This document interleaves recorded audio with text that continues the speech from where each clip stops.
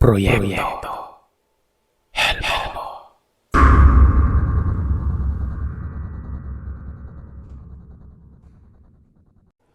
Sa tanang buhay ko, buong akala ko'y kilala ko na ng lubusan ang aking kaibigang. Tawagin na lamang natin sa pangalang Dodoy. Simula noong lumipat sa lugar namin si Dodoy sa bayan ng Antique, naging matalik ko na siyang kaibigan. Mabait at maalalahanin ang kaibigan kong ito. Napakatahimik niya lang at hindi nagkikwento tungkol sa kanyang pamilya at kung bakit napadpad siya sa lugar namin. Pero noong mag-inuman kami at nalasing na siya, doon ay naikwento niya sa akin ang tungkol sa lihim ng kanyang pagkatao. Mapagpalang araw sa inyo, Sir Seth, at sa lahat ng nakikinig sa channel mo. Tawagin niyo na lamang ako sa pangalang Rendon. At ang kwentong ibabahagi ko sa inyo ay tungkol sa karanasan ng matalik kong kaibigang si Dindo o sa palayaw niyang Dodoy. Sa isang liblib na purok sa lugar ng Capiz.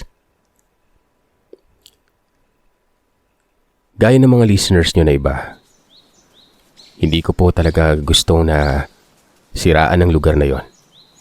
Dahil sa totoo lang, kalahati ng pamilya ng kamag-anak ng aking ina ay doon nakatira. At hindi lahat sila ay naniniwala na meron ngang aswang sa lugar na yon. Pero syempre ibang kwento na ito. Kaya kayo na po ang bahalang humusga. Ayon sa pagkakakwento ng kaibigan ko, bata pa lamang ay iba na ang turing sa kanya ng kanyang ama kesa sa dalawa niyang kapatid na sina Miguel at Ben. Palagi na lamang galit sa kanya ang kanyang ama at konting pagkakamali lamang ay binubulyawan na siya kaagad. Kung minsan pa nga ay napapalo siya at pinagsasalitaan ng hindi maganda. Malaki ang tampong nararamdaman niya sa kanyang ama dahil hindi ito pantay kung magdala ng anak. Samantalang ang kanyang ina naman ay palagi na lamang humihingi ng pasensya sa kanya sa tuwing nasasapok siya ng kanyang ama. Wala itong ginagawa kundi ang panoorin na lamang siya dahil maging ito man ay takot rin mismo sa kanilang padre de pamilya. Noon ngang mag-edad siya ng 16, dekada 80, isinama siya ng kanyang ama sa pinagtatrabahuhan nitong palayan. May kalayuan ang pinagtatrabahuhan ng kanyang ama kaya namang noong makarating sila sa lugar ng pagtatrabahuhan ay talagang pagod na ang kaibigan ko.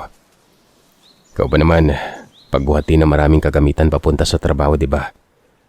Tiyak, lalawit talagang dila mo. Dahil nakailang paakyat baba na daanan pa ang kanilang nilalakad. Kaya naman, ganoon na lamang ang pagod na nararamdaman ng kaibigan ko na yon.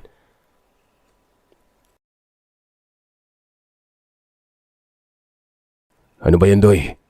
Huwag kang kukupad-kupad. Dalian mo nang maglakad dyan. Kahit kailan talaga napakabagal mong bata ka. Bulyaw na sabi ng kanyang ama. Nagmamadali nang lumapit si Dodoy sa kanyang ama pero dahil sa ang bigat ng mga bitbit niyang kagamitan ay hindi niya napansin ang nakausling bato. At yun na nga, sa kamalas-malasan ay natalisod ang kaibigan ko at napaluhod siya at nabitiwan ang mga bitbit niyang gamit nun. Anak ka ng tipaklong naman, oh. Bulyaw ng kanyang ama na siyang ikinagulat ng iba pa nilang mga kasamahan at napalingon sa kaibigan ko at sa kanyang ama na halos umusok na ang ilong sa galit nun. Napaka-eng-eng mo namang bata ka. Saan ka ba nagmana? Bulyaw ng kanyang ama at inakmahan siyang sasapukin ng makatayo siya. Inaasahan na ng kaibigan ko ang gagawin ng kanyang ama. Sanay naman siya sa ganoong pangyayari kapag nagkakamali siya. Pero nagulat na lamang siya at nanlaki ang mga mata nang biglang may humawak sa kamay ng kanyang ama. Pinigilan nito ang gagawin sanang pagsapok nito sa kanya. Huwag ka mang alam dito. Bibigyan ko lamang ng leksyon tong hinayupak na to. Wika ng kanyang ama. Sa baritonong boses ay sinabi ng lalaking umawat sa kanyang amang hindi naman tama ang gagawin nitong pagbibigay ng leksyon. Natalisod na nga umano ang anak nito. pero imbis na tulungan ay sasapakin pa. Teka. Sino ka ba at bakit pinapakialaman mo kung anong gagawin ko sa anak ko? Galit na tanong ng kanyang ama at hinarap ang lalaking tumulong sa kaibigan ko. Biglang nagkaroon ng tensyon sa pagitan ng kanyang ama't ng lalaking umawat. Ang pinakaayaw kasi ng kanyang ama ay yung pinapakialaman nito sa kung anuman ang gagawing pagdisiplina sa kanya. Kahit nga ang kanyang ina ay walang magagawa kapag ang kanyang ama na magsalita. Para hindi na magkagulo pa ng mga sandaling yon, ay umawat na ang kaibigan ko at humingi ng pasensya sa kanyang ama. Sinabi niya ritong hindi niya sinasadyang matalisod. Galit namang hinarap siya nito at binatukan sa ulo nun. Langya kang bata ka. Ang tanda-tanda mo na. Aanga-anga ka pa maglakad. Maglalakad ka na nga lang, nakatalisod ka pa. Naihiyang hinarap ng kaibigan ko ang matandang lalaking sa palagay niya ay kaidaran lamang ng kanyang ama't humingi ng paumanhin. Noong tingnan niya ang lalaki, halos hindi siya makapaniwala dahil magkahawig silang dalawa. Maging ang hugis ng mukha't ang matangos na ilong at lalong-lalo na sa mata. Noong matitigan niya ang mga mata ng matanda, ay tila ba nakikita niya ang sarili rito. Maging ang lalaki ay napansin niyang nagulat rin at sandaling natigilan. Ayos ka lang, boy? Tanong ng lalaki sa kanya noon. Opo. Ayos lang po ako. Pasensya na uli kayo sa nangyari tsaka maraming salamat po sa ginawa niyo. Tugon niya. At nagmamadali ng isa-isang pinulot ang mga kagamitan ng kanyang amang nakakalat sa daan. Nang matapos niyang pulutin yon ay mabilis na siyang naglakad palapit sa kanyang ama. Sa buong maghapong yon ay naging abala na sila sa ginagawang panggagapas ng palay. Seryoso at tahimik lamang ang kanyang ama sa pagtatrabaho at nahahalata niyang galit na galit pa rin ito. Pero nagtitimpi lang. Samantalang ang kaibigan ko naman ay mayat-maya ang pagtingin niya sa lalaking nagligtas sa kanya kanina. Hindi kasi maalis-alis sa kanyang isipan ang pagkakahawig nilang dalawa. Bakit ko kaya magkahawig kaming dalawa nun? Tanong niya sa kanyang isipan. Malabo namang maging magkamag-anak sila dahil hindi nga kilala ng kanyang ama ang lalaki. At yun pa lang ang unang pagkakataong nagkita ang kanyang ama at ang lalaki kaya imposible ang kanyang naisip nun. Kinahapunan, kasalukuyang nagpapahinga ang kaibigan ko dahil maya-maya lang ay magliligpit na ng mga kagamitan. Nang lumapit sa kanyang lalaki at inabutan siya ng tubig nun. Nagpakilala ang lalaki sa pangalang Clarito. Siyempre nagpakilala din si Dodoy sa kanya. Nagpasalamat ulit ito sa ginawa niyang pagtatanggol dito sa kanyang ama. Isang matipid na ngiti lamang ang naging tugon ng lalaki sa kanya bago yun umalis.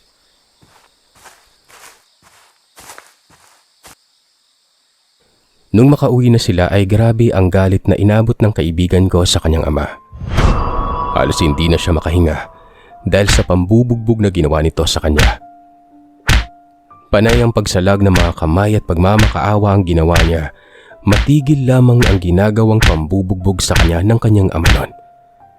Pero tila ba naging bulag ito? Dahil parang mas lalo lamang siyang pinanggigilang pagsasapakin nun. Nagmamakaawa naman siyang nanghingi ng tulong sa kanyang ina pero tanging pagluha na lamang rin ang nagawa ng kanyang ina nun. Dahil sa oras na tulungan siya nito ay malamang sa malamang. Ito na naman ang pagbalingan ng galit ng kanyang ama't mabubugbog ito. Hayop ka. Kahit kailan ay wala kang pakinabang. Lalampalampa ka pa sa trabaho. Kamunti ka na ako magkaroon ng kaaway dahil sa iyong hayop ka. Bulyaw ng kanyang ama. Sabay sipa sa sikmura niya. Tama na yan. Tumigil ka na, Alberto. Maawa ka sa anak natin. Wika naman ng kanyang ina. Anak natin? Baka nakakalimutan mo, Lorna. Anak mo siya sa ibang lalaki kaya wag na wag mong mababanggit sa aking anak natin siya. Sandaling tumigil ang mundo ng kaibigan ko nang marinig niya yon. Pilit niyang iniisip na nagkamali lamang siya ng pandinig pero muli ay narinig niyang nagwika ang kanyang amang isa siyang bastardo. Anak lamang siya sa pagkadalaga ng kanyang ina. Lumayas ka dito sa bahay at kahit kailan, wag mo nang ipapakita sa akin yung pagmumukha mo. Baka hindi ako makapagtimpit, mabasag ko pa yan gamit itong kamao ko. Sigaw sa kanya ng kanyang ama.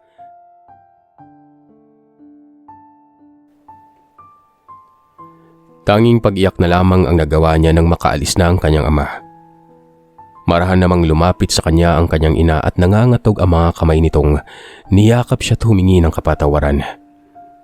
Dahil sinekreto nito sa kanya ang tungkol sa kanyang pagkatao. Sino po yung aking ama, Nay? Tanong nito. Hindi mo na kailangang malaman pa kung sino yung ama mo. Dahil matagal ka nang tinalikuran nito kaya huwag mo nang alamin, anak. Tugon ng kanyang ina. Marahan na siyang itinayo ng kanyang ina at inakay papunta sa higaan niya. Nang nasa loob na siya ng kanyang silid ay nakiusap ang kanyang inang kalimutan na lamang ang sinabi ng kanyang ama. Galit lamang umano ang kanyang ama kaya nasasabi nito ang mga bagay na hindi naman dapat niyang malaman. Paniguradong bukas ay mawawala na umano ang galit ng kanyang ama nun. Kaya't pagpasensyahan niya na lamang ito. Pakiusap, anak, patawarin mo na ang tatay mo. Alam mo nang mahal na mahal ka ng tatay mo, di ba? Kaya niya lang yun nagawa dahil sa galit na nararamdaman. Hindi umimik ang kaibigan ko sa pangiusap ng kanyang ina. Sobrang sama ng loob niya. Dahil wala man lamang nagawa ang kanyang nanay kundi hayaan na lamang siyang maltratuhin ng kanyang ama. Isa pa, naguguluhan siya ng mga oras na yun at hindi niya alam kung ano ang dapat gawin. Iwan niyo na po muna ako, Nay. Gusto ko na po magpahinga. Wika niya sa kanyang ina't pilit na ipinihit ang katawan patalikod dito. Nang makatalikod na ang kaibigan ko sa paghiga, ay narinig niya ang mga yabag ng paa ng kanyang inang naglalakad na palabas ng kwarto. At nung sumapit ang kinagabihan, isang desisyon ang kanyang ginawa. Bitbit ang gamit. Palihim siyang lumabas ng bahay. Maglalayas siya. Hahanapin niya ang kanyang totoong ama. Hindi na niya makayanan pang makasama sa iisang bubungan ng kanyang amaing mas demonyo pa kay Satanas ang pag-uugali. Kesa naman masaktan lamang siya ng masaktan ng kanyang amain, ay mas mainam na yung umalis siya dahil kahit kailan naman ay hindi siya kayang ipagtanggol ng kanyang ina. Takot ito sa kanyang amain. Sa gitna ng kadiliman ay walang tigil sa paglalakad ng kaibigat ko at panay ang pagpunas ng sunod-sunod na tumutulong luha. Hindi niya alam kung saan siya pupunta ng mga oras na yon. Basta't ang nasa isipan lamang ng kaibigan ko na ito ay makalayo sa impyernong bahay ng kanyang pamilya. Sa pagdaan ng ilang minutong paglalakad at nakalabas na siya ng baryo, bigla siyang nakaramdam ng takot nang ilibot niya ang kanyang paningin sa napakadilim na daan. Walang mga kabahayan. Parang nagsisisi tuloy siya sa ginawa niyang paglalayas pero naroroon na rin siya. Wala nang magagawa pa kundi ang magpatuloy na lamang siya sa kanyang paglalakad. Ilang hakbang pa lamang ang kanyang ginawa ay nakarinig siya ng maihinang tunog ng hayop at para bang baboy yung panakanakang humahagok. Saglit na huminto siya sa paglalakad at nagpalinga-linga sa paligid para hagilapin ang ingay na naririnig niya. Saan kaya galing ang ingay na yon? Tanong niya sa kanyang sarili. Ilang saglit pa ay nakalanghap na siya ng napakabahong amoy na umaalingasaw sa buong paligid.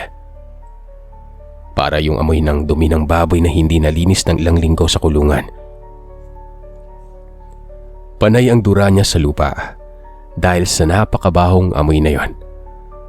Nakaramdam siya ng takot at napasabi na lamang sa sariling parang may kakaibang mangyayari noon. Sa hindi maipaliwanag na dahilan ay bigla na lamang nagtaasan ng mga balahibo niya sa batok at pakiramdam niya ay may mga matang nagmamasid sa kanya mula sa kung saan. Naitanong niya pa sa sarili kung bakit nakaramdam siya ng takot, gayong wala naman siyang nakikitang ibang tao maliban lamang sa kanya. Isa pa, baka may nakawalang baboy lamang ang isa sa mga kababaryo nila at yun ang panaka-naka niyang naririnig kanina. Nagmamadali na lamang siyang maglakad noon. Sa pagpapatuloy ng kanyang paglalakad ay may nakita siyang hugis ng lalaking nakatayo sa unahang bahagi ng daan. Napangiti ang kaibigan ko at natuwa. Sa isiping meron pa palang ibang tao na mga oras na yon. Sa wakas ay may makakasabay na siyang maglakad. Nagmamadali na siyang maglakad pero noong mga ilang hakbang na lamang ang layo niya sa lalaking yon, bigla na lamang siyang napahinto at napatitig sa lalaking nakatayo. Sa kadahilan ng nakikita niyang parang nangingintab sa langis ang lalaki at may namumulang mga mata. Mabalasik ang mata ng mga ito nang matitigan niya yon.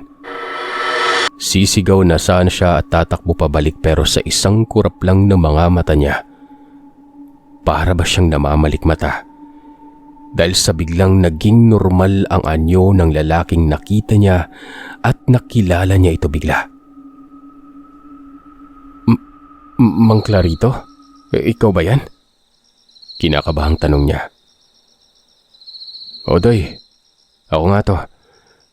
Bakit nasa labas ka ng bahay ng ganitong oras? Tsaka, bakit may dala kang bag? Naglayas ka ba? Sunod-sunod na tanong ni Mang Clarito sa kanya. Nag-aalangang tumango ang kaibigan ko bilang tugon sa tanong ni Mang Clarito kung naglayas pa ito. Bakit toy? Sinaktan ka na naman ba ng ama mo?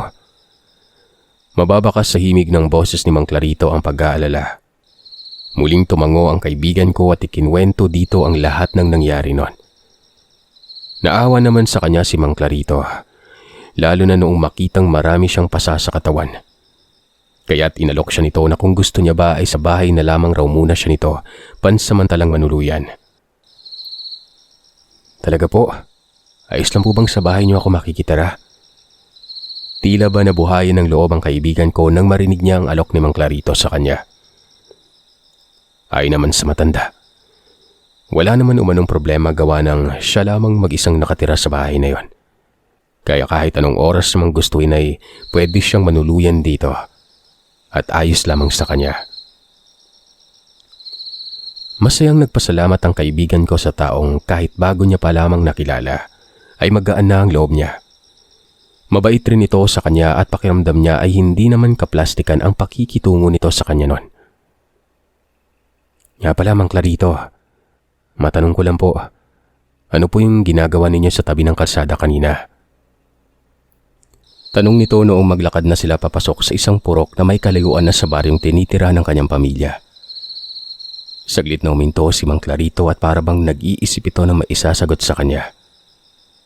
Ayon sa kanya ay may pinuntahan lamang umano siyang bahay noon. Meron lang kasi umano siyang gustong masilayang tao na matagal niyang hindi na nakita.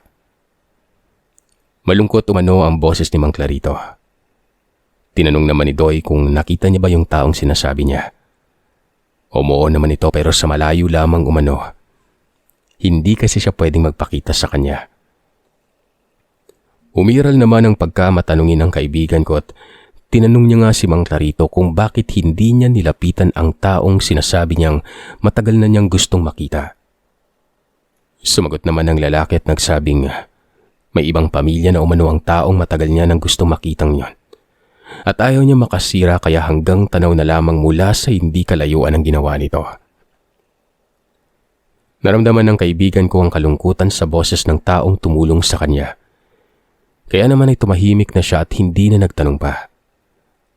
Makalipas ang ilang minutong paglalakad ay nakinikinita ng kaibigan kong paisa-isa na lamang ang mga kabayang nadadaanan nila at parang papunta na sila sa kaduluduluhan ng purok na pinasok nila noon. Hindi nga siya nagkamali ng inisip Dahil hindi nagtagal ay huminto sila sa nag-iisang bahay na nasa gilid ng sapa. Kaagad na binuksan ni Mang Clarito ang pintuan at inaya siyang pumasok na. Sa bungad pa lamang ng bahay ay nakaramdam ng kakaibang presensya ang kaibigan ko. Nag-aalinlangan siyang pumasok na makita niyang marami ang mga botelyang nakakalat sa sahig at may mga bahid pang dugo ang sahig na yon. Marahil ay nabasa ni Mang Clarito ang nasa isipan niya kung kaya't humingi ito ng pasensya. Iniligpit nito kaagad ang mga nakakalat na bote. Pinunasan na rin ito ang mga dugong nakakalat sa sahig nun. Pagpasensya mo na itong bahay ko, Doy. Mag-isa lang kasi ako at nagtatrabaho kaya hindi na ako ganong nakakapaglinis. Hayaan mo, bukas na bukas ay maglilinis ako. Wala po yun. Ako nga pong nahihiya kasi makikituloy po ako sa inyo. Baka nakakaistorbo po ako. Ano ka ba, Doy? Unang tingin ko pa lang sa'yo. Magaan na yung loob ko. At huwag kang mahihiya sa akin. Kapag may kailangan ka, magsabi ka lang. Huwag kang mahihiya. Tugon nito at itinuro na sa kanya ang matutulugan niyang silid nun. Dahil sa pagod na nararamdaman ng kaibigan ko, pagkalapat pa lamang ng likod niya sa mahigaan at ipinikit ang kanyang mga mata, hindi niya namalayang nakatulog na pala siya nun. Umaga na siya nang magising at pagkalabas niya ng silid ay nakita niya sa hapagkainang may mga nakahain ng pagkain. Nakadama siya ng pagkatakam nung makita niya ang umuusok na sinabawang manok na may papaya. Hindi niya maalis ang pagkakatitig niya sa nakahaing ulam nun. Gising ka na pala, Doy. Umupo ka na at kakain na tayo. Wika ni Mang Clarito. Tinanong ni Doy kung siya ba ang nagluto at tumango naman ang lalaki. Wala naman ng ibang tao sa bahay kundi silang dalawa na lang. Kagad na nga silang kumain at masayang-masayang kaibigan ko na yon. Dahil sa tanang buhay niya, yun lamang ang unang pagkakataong may nag-aasikaso sa kanya ng pagkain. Lumipas sa mga araw ay palaging inaasikaso ni Mang Carlito ang kaibigan ko. Lahat ng gusto niyang kainin hanggat kayang ibigay ni Mang Carlito ay ibinibigay nito sa kanya. Daig pa ang anak na inaasikaso ng isang butihing ama. Sumasama na rin siya sa mga ginagawang trabaho ng matanda para naman kahit papano ay nakakatulong siya rito at hindi magiging pabigat. Sa tuwing nag-aabot siya ng pera kay Mang Carlito, ay tumatanggi ang matanda. Sinasabi nito sa kanyang ipunin niya na lamang umano ang perang kinikita niya para sa ganon ay mabibili niya ang mga nais niyang bilhin. Ayon sa kaibigan ko, habang tumatagal ay mas lalo lamang siyang napapalapit sa matanda nun. Sobrang napakabait kasi nito sa kanya at higit sa lahat ay napakaasikaso nito. Hanggang sa dumating na nga ang puntong sa sobrang lapit nilang dalawa, para na silang mag-ama kung titingnan. Tatay Clarito na rin ang tawag niya rito at pansamantalang nakalimutan niya kung ano talaga ang pakay niya kung bakit siya naglayas. Isang madaling araw, nagising ang kaibigan ko dahil sa bigla siyang naihi. Kaya naman dagli-dagli na siyang bumangon at patakbong lumabas ng silid. Nagtungo sa banyong nasa likuran ng bahay. Matapos niya makaihi ay bumalik na siya sa may silid. Ilang segundo pa lamang mula noong humiga siya ay nakarinig siya ng malakas na pag-atungal at sunod-sunod na mga yabag ng paa.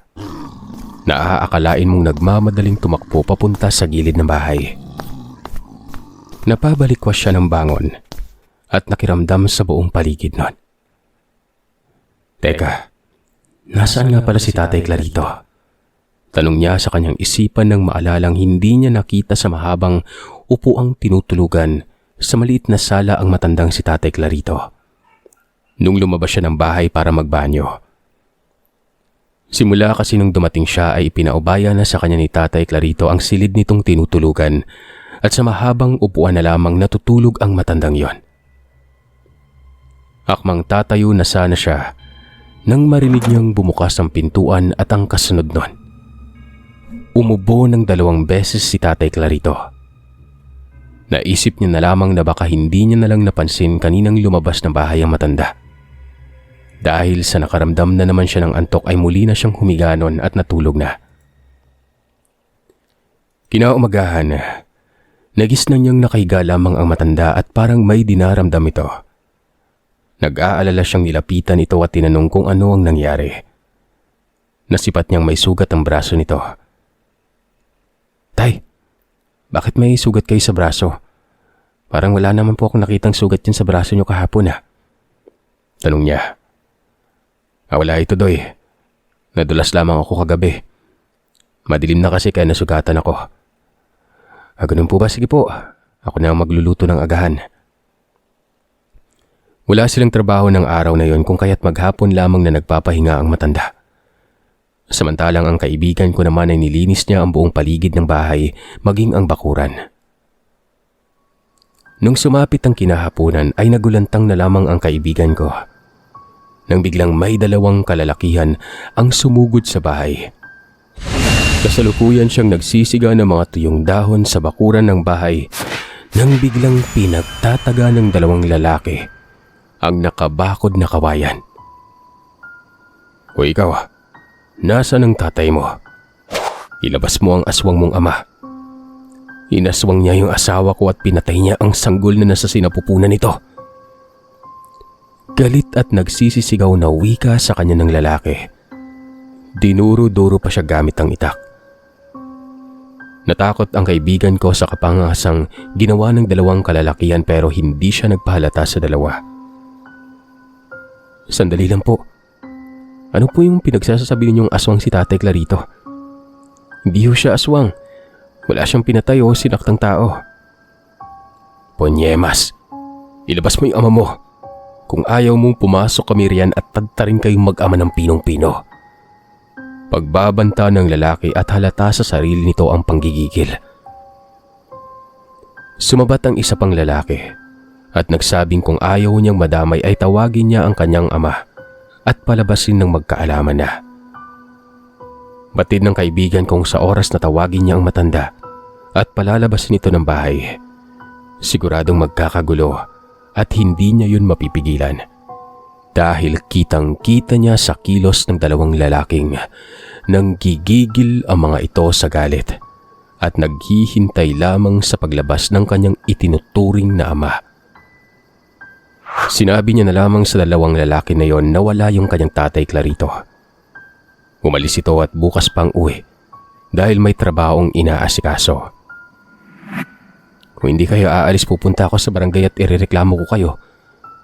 Pinagbibintangan niyo yung tatay na wala namang basehan sa makakapagtunay na aswang siya." Narinig niyang nagsabi ang lalaki sa katabi nitong umalis na lamang sila dahil mukhang wala silang mapapalanon. Galit na galit naman ang kasama nitong lalaki at tinaga ng malakas ang bakod na kawayan bago umalis. Nagbanta pa ito bago umalis at nagwikang, wag na wag lamang magsasalubong o magpakita si Tatay Clarito sa kanila dahil may kalalagyan umano ang matanda sa oras na makita nila ito. Saka pa lamang siya napahinga ng maluwag at napatingin sa siwang ng bintana nung makalayo na ang dalawang lalaki. Alam niya kasing kanina pa nakasilip ang kanyang ama sa siwang ng bintana na yon at pinapanood lamang siya at ang dalawang lalaki. "Tay, bakit sinasabi nilang aswang ka raw at pinatay mo yung sanggol sa sinapupunan ng buntis?" Tanong niya. "Huwag mo silang pansinin, Doy. May galit lamang ang mga yon sa akin kaya kung ano-ano ang pinagsasasabi nila." Tugon ito at ibinalik na ang pansin sa kinakain. Naitanong ni Doy kung saan galing kaninang madaling araw ang ama, sa kadahilanang wala ito sa higaan niya noong magbanyo ito. Ang sagot naman ito ay dyan lang umano. Sabay baling nito na kumain na at lalamig ng ang pagkain nun. Huwag na umanong maraming tanong pa. Tila ba umiiwas ang matanda sa mga sunod-sunod niya pang itatanong. Nang matapos na silang kumain ay nagligpit na siya ng mga pinagkainan. Habang nagliligpit ay hindi niya maalis-alis sa kanyang isipan ang tungkol sa sinasabi ng dalawang lalaking aswang ang kanyang Tatay Clarito. Bumabalik sa kanyang isipan ng mga gabing nakakarinig siya ng huni ng wakwak At kung minsan ay may humahagok na baboy at parang umaali-aligid lamang sa bakuran ng bahay nila. May mga gabi ring bigla-bigla na lamang siyang nakakalanghap ng napakabahong amoy na umaalingasaw sa buong paligid nun. Hindi. Ano ba itong iniisip ko? Bakit ko ba iniisip ang mga bagay na yon? Mabait si Tatay Clarito sa akin kaya dapat hindi ako nag-iisip na masama sa kanya. Anya pa sa kanyang isipan at saglit na ipinilig ang kanyang ulo. Parang sa ganon ay mapawi ang kung anumang tumatakbong walang katuturan sa kanyang isipan nun. Inisip niya na lamang na hanggat wala pa siyang nakikita o nakakapagpatunay na aswang nga si Tatay Clarito, ay hindi siya maniniwala sa sinasabi ng ibang tao. Matapos niya nga makapaglinis ngay, pumasok na siya sa kanyang silid para makapagpahinga na. Kailangan niya kasing matulog ng maaga dahil may pasok pa ito sa trabaho kinabukasan. Sa paglipas ng mga oras ay hindi siya dinadalaw ng antok. Kahit anong pikit niya at kung ano-ano ng posisyon ang ginagawa niya sa higaan, ay hindi talaga siya makatulog nun. Hanggang sa maya-maya pa, naramdaman niya ang paglangit-ngit ng sahig. Tanda na may naglalakad papunta sa silid tulugan niya. Nagkunwari siyang tulog dahil alam niyang si Tatay Clarito yon at sinisilip siya nito kung nakatulog na ba ito. Makaraan lamang ang ilang segundo. Narinig niya na naglakad ito palabas ng bahay. At dahil sa kuryosidad kung ano nga ba ang ginagawang palagi ng matanda sa labas ng bahay tuwing gabi, bumangon siya at nagbabalak sundan ng matanda nun. Hinintay niya na lamang na makalabas ng bahay bago ito lumabas ng kwarto niya at palihim na nga itong sinusundan. Pagkalabas niya ng bahay, ay nakita niyang nagmamadali ng maglakad ng matanda papunta sa kasukalang bahagi sa likuran ng bahay nito. Agaran naman siyang sumunod at hindi yun nilulubayan ng tingin. "Saan ka kaya pupunta ng ganitong oras, Tay?" tanong niya. Ilang minutong pinagtiyagaan niyang sundan ng matanda. Kaagad na huminto siya. Nung makita niyang huminto ang matanda, tumingala ito sa kalangitan at pinagmamasdan ng malaking buwan. Ilang saglit pa ay halos magimbal ang kaibigan ko sa nakita niya. Dahil natanaw niya mula sa pinagkukublian niya ang katawan nito. Nagtayuan ng mga balahibo at kumapal. Kumunat ang murenong balat ng kanyang tatay na parang hayop nun. Sa isang kurap lamang ng mga mata ni Doy, ay bigla na lamang yung naging isang baboy na hindi pangkaraniwan ang laki at may nagbabagang mga mata. Nanlumo at natakot ang kaibigan sa mga nakita niya. Hindi niya inaasahang totoo pala ang sinasabi ng ibang taong aswang ang matandang itinuturing niyang ama. Bakit ngayon ko lang to nalaman na isang aswang ang taong ilang linggo kong nakasama sa loob ng bahay? Sambit niya. Dahil sa natatakot siyang baka siya ang lapain ng aswang. Nagmamadali na siyang bumalik sa bahay at agad na pinagliligpit ang gamit niya. Kailangan makaalis na ako dito. Bukas na bukas din. Hindi ko inakalang isa palang aswang yung taong kasama ko sa loob ng bahay dito. Bulalas niyang wika nun. Hindi naman siya pwedeng umalis ng gabing yon dahil baka mamaya makasalubong pa niya ang matanda at kung ano pa ang gawin sa kanya. Kailangan niyang maghintay kinabukasan para makaalis ng ligtas sa pamamahay ng isang aswang. Halos sa buong magdamag na yon, hindi na nakatulog ang kaibigan ko. Hinintay niya talagang mag-umaga at pinipilit na wag makatulog dahil sa oras na makakatulog siya ay baka kung ano pang gawin sa kanya ng aswang na yon. Sumapit ang madaling araw ay nakarinig na siya ng malakas na kalabugan at huninang wakwak sa labas ng bahay. Kung kaya't nagtalokbong siya ng kumot at nagkunwaring tulog. Nung marinig niya ang pagbukas ng pintuan at ang mahinang paghagok ng baboy, ay mas lalo siyang kinabahan.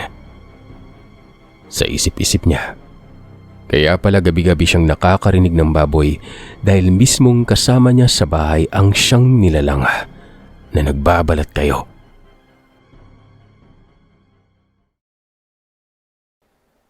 Kinaumagahan ay nagulat na lamang siya nang sa paglabas niya ng silid ay gising at nakaupo sa mahabang upuan ang matanda. Seryoso itong nakatingin sa kanya na tila ba may nais itong sabihin. Alis ka na? Agarang tanong sa kanya ng matanda na siyang ikinalaki ng mga mata nito dahil sa paanong malalaman ng matanda ang binabalak niya. Pwede ba tayong mag-usap bago ka magpasyang umalis? Muling wika nito. Hindi pa rin siya tumimik.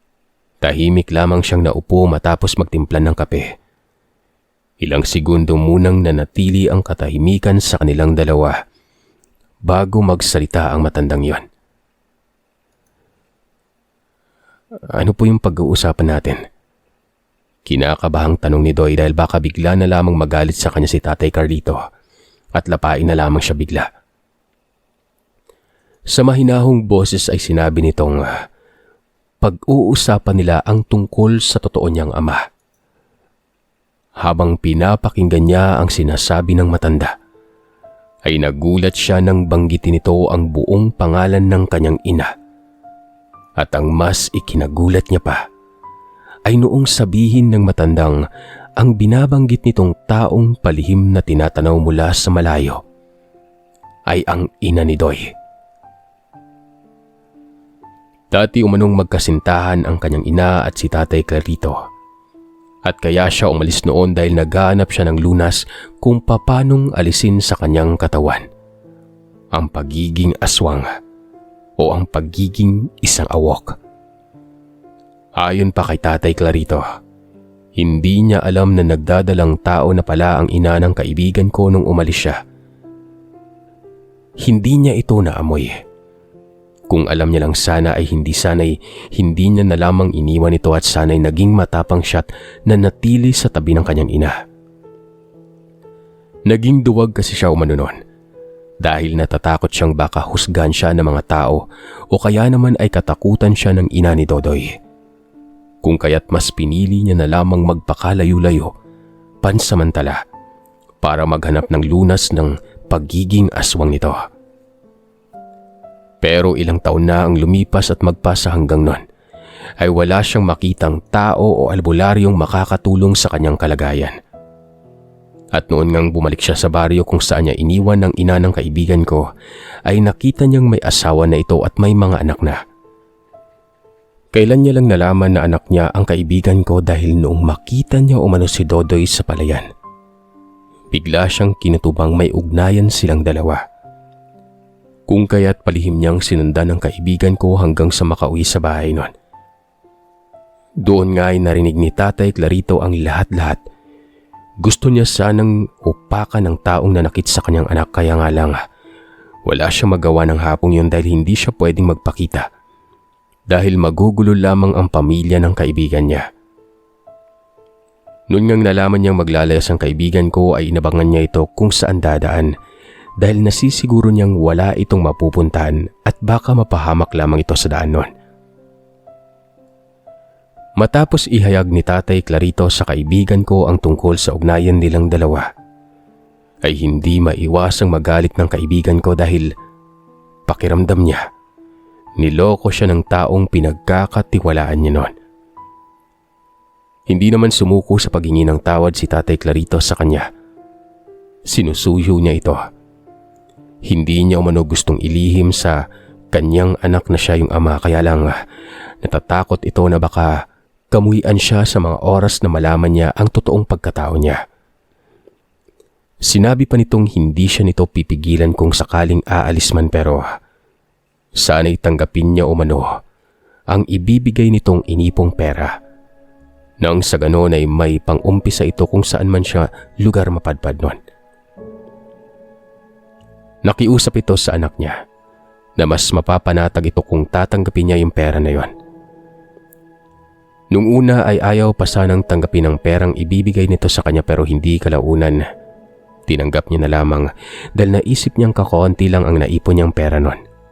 at kailangan niya ring magsimula. Bago pa man umalis sa bahay ng kanyang ama ang kaibigan ko, nagkapatawaran silang mag-ama dahil naiintindihan niya kung bakit kinakailangan nitong ilihim sa kanya ang tungkol sa pagkatao nito. Nung nagpatingin sa albularyo ang kaibigan ko gaya ng payo sa kanya ng kanyang ama, sa awa ng nasa itaas, naagapan kaagad ang pagiging awok niya dahil ayon sa albularyo, mas madali pang pigilan ito dahil hindi pa lumalabas. Tuluyan ng pinutol ng albularyo ang pagkakaroon ng lahing awok ni Doy. Sa pamamagitan ng langis na inusalan ng orasyon at ipinainom sa kaibigan ko't may medalyon na ring ipinasuot ang albularyo sa kanya. Sa katagalan ngang pagpalipat-lipat ng trabaho ng kaibigan ko, napadpad siya ng Antiquinon at doon, nagkakilala kami't naging matalik na magkaibigan.